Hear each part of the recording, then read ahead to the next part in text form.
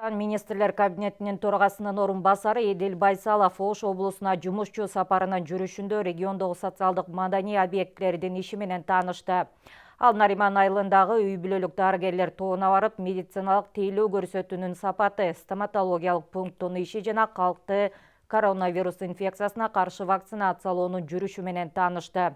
Ал жарандарды ден соолугуна жоопкерчиликтүү мамиле кылууга жана эмдөөдөн өтүүгө чакырды. Андан соң Эдил Байсалов Токтол Сатылганов атындагы Ош облустук китепканасына барып, кардарлардан каражат алууну жоюуну тапшырды.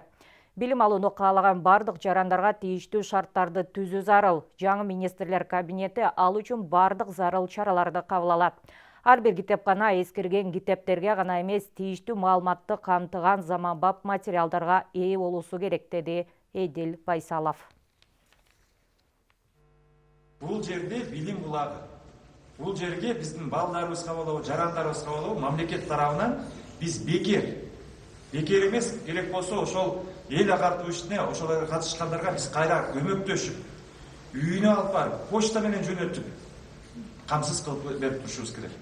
Мындан ары бир да китепканада эч кандай бир жанагындай кызмат, үйүнө алып барып китеп алгандарга анан күнүнө 10 сомдон алат экенсиңер. Бул эмне деген көрүнүш? Толугу менен бул китепканада ушул билим алам деген ошого умтулган биздин мекендешибизге шарт түзүлүшү керек. Буюрса бул жерде мына жаңы өкмөт тарабынан чаралар көрүнөт.